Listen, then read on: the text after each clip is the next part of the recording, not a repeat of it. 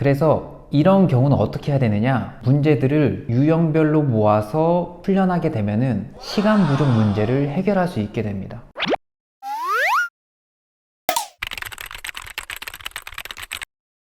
애가 수학 시험만 보고 왔다 하면 시간이 너무 부족하다 그러거든요. 그래서 애가 계산이 느린가 싶어서 문제를 많이 풀어봐라. 그러면은 계산 속도가 빨라지지 않을까 해서 문제를 많이 풀어보라고 대비를 했어요. 근데도 이번 시험에서도 시간이 그렇게 모자랐다고 얘기를 하니까 그 부분이 저는 이제 답답한 거죠. 보통 이제 아이들이 수학시험 시간에 시간이 부족했다라고 얘기를 하면 대부분의 부모님들은 어머님처럼 생각을 하세요. 그러니까 문제 푸는 속도가 느려서 푸는 연습이 덜 되다 보니까 시간이 지체돼서 시간이 부족했구나 라고 생각을 하시거든요. 그래서 이제 다니던 학원에 문제 푸는 연습을 많이 시켜주세요. 문제 푸는 속도를 높일 수 있게끔 해주세요 라는 요구를 많이 하시는데, 문제는 문제 푸는 속도보다 고민하는 시간에 있습니다. 그러니까 이게 뭔 얘기냐면, 아이가 어떤 문제를 딱 보고 나서 이 문제에 대한 풀이가 바로 딱 떠올라서 풀면 시간이 지체될 이유가 전혀 없는데, 이 문제를 보고 나서도 한참을 고민을 하는 거예요. 이거 문제 풀이가 뭐였었지? 이 풀이였나? 저 풀이였나? 어디서 많이 본 것 같은데? 근데 시험 시간에 어떻게 해요? 주변에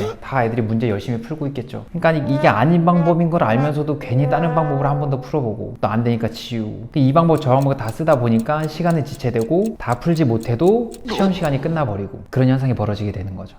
그러고 나서 집에 와서 뭐라고 해요? 엄마한테. 엄마, 나 시험 시간이 부족했어 라고 얘기를 하는 거죠. 그래서 어머니들께서는 얘기를 듣고, 아, 우리 아이가 문제 푸는 속도가 느려가지고 시간이 부족했구나 라고 자연스럽게 그렇게 생각할 수밖에 없는 거죠. 네, 그런 것 같아요. 그래서 이런 경우는 어떻게 해야 되느냐? 그냥 문제들을 주구장창 많이 푸는 것보다는 문제들을 유형별로 모아서 풀려나게 되면은 시간 부족 문제를 해결할 수 있게 됩니다. 왜냐면 이 시험 문제들은 100% 어려운 문제로 출제되는 게 아니에요. 90% 정도는 보통 난이도의 문제들로 출제가 되고, 이 10% 정도만 고난이도 변별력을 갖춘 문제로 출제가 될 건데, 이 90%의 보통 난이도 문제들은 이미 시중에 나와 있는 문제집들에 흔히 있는 문제들이에요. 근데 이 문제들의 특징이 뭐냐면, 이 유형별로 정형화된 풀이가 다 정해져 있습니다. 그러니까 A라는 유형은 이 풀이, B라는 유형은 이 풀이, C라는 유형은 이 풀이, 이렇게 유형별로 훈련이 딱딱딱 돼 있으면 시험 시간에 이 문제를 보고 이 풀이가 뭔지라는 고민을 하는 시간 자체를 줄일 수 있는 거죠. 그래서 문제를 보자마자 바로 풀이가 떠올라서 이 문제를 푼다고 하면 당연히 이 90%에 해당하는 문제들을 빠른 속도로 해결할 수 있기 때문에 뭐 점수도 오를 거고 시간 부족 문제도 해결할 수 있을 거라고 생각이 듭니다. 앞으로는 계산 연습보다는 유형별로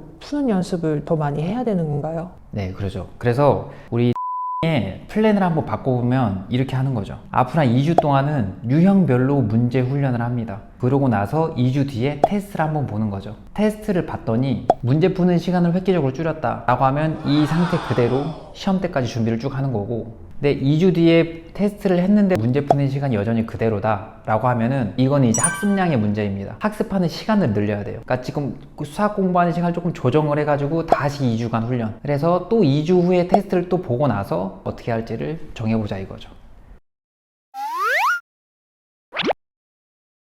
답답한 부분을 시원하게 긁어주신다는 느낌을 받았어요. 영어도 그렇고 수학도 그렇고 문제는 알아도 이렇게 해결 방법을 모르니까 많이 답답했는데, 이제 말씀해주신 대로 해보면 이번에는 좀 해결할 수 있다는 희망이 보인달까? 이제 다음 시험을 위해서 알려주신 대로 열심히 해봐야죠.